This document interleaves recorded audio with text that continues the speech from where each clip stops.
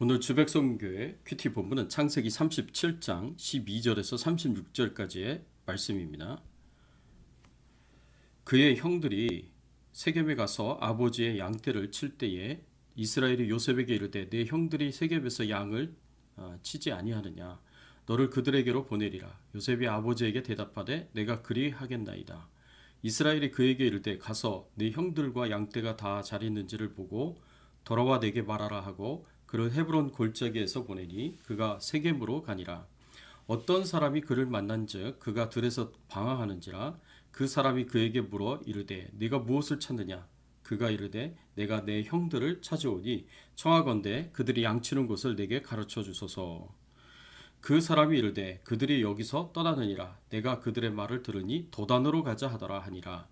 요셉이 그의 형들의 뒤를 따라가서 도단에서 그들을 만나니라. 요셉이 그들에게 가까이 오기 전에 그들이 요셉을 멀리서 보고 죽이기를 꾀하여 서로 이르되 꿈꾸는 자가 오른도다. 자, 그를 죽여 한 구덩이에 던지고 우리가 말하기를 악한 짐승이 그를 잡아먹었다 하자. 그의 꿈이 어떻게 되는지 우리가 볼 것이니라 하는지라.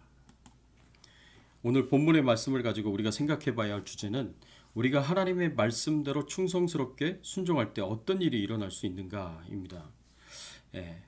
우리는 창세기 37장의 말씀을 보면서 아버지 야곱의 편애와 요셉의 의로운 성품, 그리고 형제들의 시기와 질투를 보며 요셉의 앞으로의 인생이 평탄하지 않을 것이다 라고 짐작할 수 있습니다. 오늘 본문에서 보면 아버지 야곱이 요셉에게 형들의 안부를 알아보라고 지시를 내렸습니다. 그런데 이런 아버지의 지시는 지키기가 쉬운 것이 아니었습니다. 왜냐하면 지금 요셉의 형들이 있는 세겜은 야곱의 집이 있는 헤브론에서 약 100km나 떨어져 있는 곳이었기 때문입니다. 아직 17살밖에 되지 않은 요셉이 그것도 혼자서 걸어서 100km나 떨어진 곳에 있는 형제들의 안부를 알아보고 오라는 아버지의 지시는 따르기가 쉬운 일이 아니었습니다. 가다가 얼마든지 위험한 일들이 생길 수 있는 상황이었습니다. 그런데도 요셉은 아버지의 지시를 따릅니다. 즉시 순종해서 형제들이 있는 세겜까지 100km를 걸어서 갑니다. 그런데 막상 세겜에 가서 형제들을 찾아보니 형제들이 없었습니다. 그래서 물어보러서 도단이라는 곳에 있는 것을 알게 되고 세겜에서 다시 30km를 더 가서 형들을 찾을 수 있게 됩니다. 이러한 요셉의 노력은 대단한 것이라고 볼 수 있습니다. 이미 세겜에서 형제들을 못 찾았을 때 그냥 집으로 돌아간다고 하더라도 그것 때문에 아버지에게 책망을 받을 일은 없었을 것입니다. 그러나 만약 세겜에서 그냥 돌아간다면 자신이 책망을 받지는 않는다고 하더라도 형제들에 대한 걱정 때문에 아버지가 힘들 것이다 라고 생각을 한 것 같습니다. 그래서 요셉은 아버지를 위해서 또 형제들을 위해서 충성스럽게 자신이 해야 할 일을 감당하였고 끝까지 감당합니다. 그래서 도단까지 30km를 더 가서 형제들을 끝까지 찾아온 것입니다. 이런 요셉의 모습을 보면 요셉이 예수님의 예표로서 충분하다라는 생각을 가지게 됩니다. 우리 예수님께서도 하나님 아버지의 말씀에 온전히 순종하셨고 철저하게 순종하셨습니다. 그래서 십자가에서 죽기까지 순종하셨습니다. 우리도 마찬가지입니다. 우리도 요셉처럼 예수님처럼 하나님 아버지께 순종하며 살아갑니다. 하나님의 말씀에 하나님의 뜻에 온전히 충성스럽게 순종하며 살아갑니다. 이렇게 우리가 하나님의 말씀에 순종하며 살아갈 때 어떤 일이 일어날 수 있겠습니까? 첫 번째로 보면 우리가 하나님의 말씀대로 충성스럽게 순종할 때 핍박과 고난을 당할 수 있습니다. 요셉은 아버지의 지시에 순종하여 형제들을 찾아가서 세겜까지 100km, 도단까지 30km, 모두 130km를 걸으면서 찾아왔는데 돌아오는 것은 형제들의 환영이 아니라 형제들의 핍박이었습니다. 형제들이 요셉을 죽이려고 구덩이에 빠뜨리고 애굽으로 가는 이스마엘 족속의 상인에게 은 20을 받고 팔아버렸습니다. 어떻게 이런 일이 일어날 수 있겠습니까? 아무리 형제들이 시기와 질투를 하였고 요셉을 미워하고 싫어하였다고 하더라도 자신들을 찾기 위해 130km나 걸어온 자신의 형제를 이렇게까지 대우할 수 있을까요? 사실 요셉은 이렇게까지 고난당할 이유가 없었습니다. 아버지의 명령을 따라 안부를 확인하기 위해 형제들을 찾아온 것뿐이었습니다. 예수님도 이런 고난을 당하셨습니다. 예수님도 이 땅에서 하나님께서 보내셔서 하나님의 말씀과 하나님의 뜻을 이루는 의인의 삶을 사셨지만 결국 핍박과 고난을 당하시다가 십자가에 못 박혀 돌아가셨습니다. 이렇게 우리도 하나님의 말씀을 따라 하나님의 뜻을 따라 충성스럽게 순종하며 살다 보면 고난도 오고 핍박도 올 수 있다는 것을 우리는 깨달아야 합니다. 우리가 하나님의 말씀에 순종하면 형통한 일도 있지만 고난과 핍박도 있다는 것을 알아야 합니다. 왜냐하면 사람들이 악하기 때문입니다. 악한 사람들에 의해 고난과 핍박을 받을 수가 있습니다. 그런데 이런 고난과 핍박은 오히려 하나님의 영광을 드러내고 하나님의 뜻을 이루고 우리에게 엄청난 축복을 가져다주는 변장된 축복일 수 있습니다. 예수님의 십자가의 고난과 죽음은 하나님의 말씀을 따라 순종한 것 때문에 주어지지만 십자가 때문에 우리 모두가 예수님을 믿고 구원받을 수 있었고 천국에서 영생과 복락을 누릴 수 있게 되었습니다. 하나님의 뜻을 이루는 고난이었고 엄청난 축복을 가져다주는 고난이었습니다. 또 우리가 생각해 봐야 할 두 번째는 우리가 하나님의 말씀대로 충성스럽게 순종할 때 하나님의 인도와 보호를 받을 수 있습니다.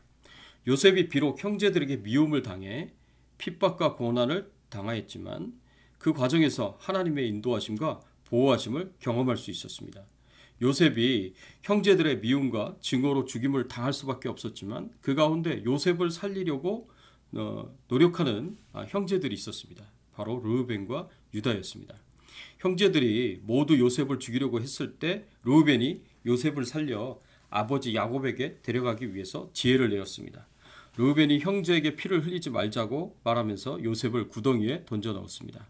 그래서 목마름과 굶주림으로 죽게 만들려고 구덩이에 던져 넣었던 것입니다. 그런데 여기에 요셉을 도와주는 형제가 하나 더 있었습니다. 바로 유다였습니다.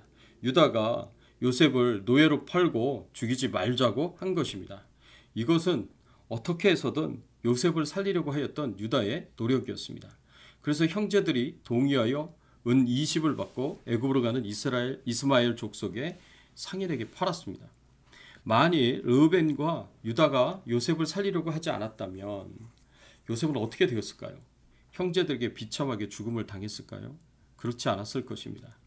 하나님께서 요셉을 통해서 이루고자 하시는 계획을 가지고 계셨고 그 계획의 일부를 이미 요셉의 꿈을 통해서 말씀해 주셨습니다. 하나님께서 르우벤과 유다가 없었다고 하더라도 하나님의 방법으로 요셉을 형제들의 핍박과 고난에서 건져주셨을 것입니다. 단지 르우벤과 유다는 요셉을 통한 하나님의 뜻을 이루기 위해서 하나님께서 사용하신 도구였던 것입니다. 사랑하는 성도 여러분, 우리가 하나님의 말씀에 충성스럽게 순종하며 살아갈 때에 세상의 악한 자들에 의해서 고난과 핍박을 당할 수는 있지만 우리가 반드시 기억해야 할 것은 하나님께서 그 고난과 핍박 속에서 하나님의 백성을 지키시고 보호하시며 인도하신다는 사실입니다. 이것을 믿으시기 바랍니다. 그런데 하나님이 지키시고 보호하시고 인도하신다고 하더라도 완전히 그 고난으로부터 벗어나지 못할 수 있습니다. 작은 고난에서 큰 고난으로 더 발전할 수 있습니다. 요셉이 그랬습니다. 요셉이 형제들의 고난으로부터는 벗어났지만 애굽의 종으로 살아가면서 겪게 되는 더 큰 고난을 앞에 두고 있었습니다. 이렇게 하나님께서 때로는 우리의 삶에서 고난으로부터 완전히 벗어나게 하지 않으시고 때로는 작은 고난에서 큰 고난으로, 큰 고난에서 다시 작은 고난으로 오가게 하시는데 이유가 있습니다. 그 이유는 하나님께서 더 큰 하나님의 뜻을 이루시고 성취하시기 위해서입니다. 애굽으로 간 요셉은 더 큰 고난을 겪지만 그 고난을 통해서 애굽의 총리가 되고 애굽의 총리가 돼서 7년 대흉년에서 가족을 포함한 수많은 사람들을 살리게 되고 야곱의 가족 70명을 애굽의 고센 땅에 거주하게 하였습니다. 그리고 400년 뒤에 70명에서 200만 명이 되는 큰 민족을 이루게 됩니다. 그래서 아브라함에게 주셨던 자손에 대한 하나님의 약속을 이루십니다. 아브라함에게 자손을 하늘의 별과 같이 바닷가의 모래와 같이 많게 해주시겠다는 약속을 이루게 하십니다. 사랑하는 성도 여러분, 현재 나의 고난이 앞으로 어떤 축복을 가져다 줄지 지금은 잘 알 수 없다고 하더라도 우리의 고난이 하나님의 큰 뜻을 이루고 이것이 결국에는 우리 자신에게 후손에게 큰 유익과 축복을 주시고자 하시는 하나님의 뜻을 이루는 것이 될 수 있음을 믿으시기 바랍니다. 이런 믿음을 가지고 어떤 고난과 어려움이 온다고 하더라도 잘 참고 견디고 인내하면서 승리하며 하나님의 뜻을 이룰 수 있는 저와 여러분들이 되시기를 예수 그리스도의 이름으로 축원합니다. 함께 기도하겠습니다. 하나님, 그렇습니다. 우리가 하나님의 말씀대로 살아갈 때 우리의 인생이 형통할 수도 있지만 때로는 고난과 핍박이 올 수도 있다는 사실을 하나님 우리가 인정하게 하시고 또 깨닫게 하여 주시니 감사를 드립니다. 이렇게 하나님 고난과 핍박이 온다고 하더라도 우리가 두려워하지 말 것은 하나님께서 하나님의 백성들을 지키시고 보호하시고 돌보시며 인도하시기 때문입니다. 하나님, 우리가 이 사실을 굳게 믿게 하여 주시옵시고 어떤 어려움이 찾아온다고 하더라도 그것이 더 큰 하나님의 뜻을 이루고 더 큰 축복을 가져다 주는 귀한 고난이 될 수 있음을, 변장된 축복이 될 수 있음을 하나님 우리가 알게 하시고 깨닫게 하시고 끝까지 잘 참고 견디고 인내하며 이 고난을 이겨나갈 수 있도록 도와주시옵소서. 코로나19 바이러스로부터 지켜주시니 감사합니다. 앞으로 이 코로나19 바이러스와 이 바이러스 때문에 생기는 모든 어려움들을 저희들이 잘 참고 견디고 인내하면서 하나님께서 결국에는 더 큰 축복으로 우리들을 축복하시며 가정을 축복하시며 생업을 축복하시며 교회를 축복하시는 경험들을 하면서 저희들이 살아갈 수 있도록 도와주시옵소서. 하나님, 코로나19 바이러스로부터 오늘 하루도 우리 가족들 모두와 교회 식구들 모두를 안전하게 지켜 보호하여 주시고 생업을 축복하여 주시고 또 육신에 연약하고 질병 가운데 있는 우리 성도님들을 축복하시며 강건하시도록 은혜 베풀어 주시옵소서. 감사드리옵고 예수 그리스도의 이름으로 기도드리옵나이다. 아멘.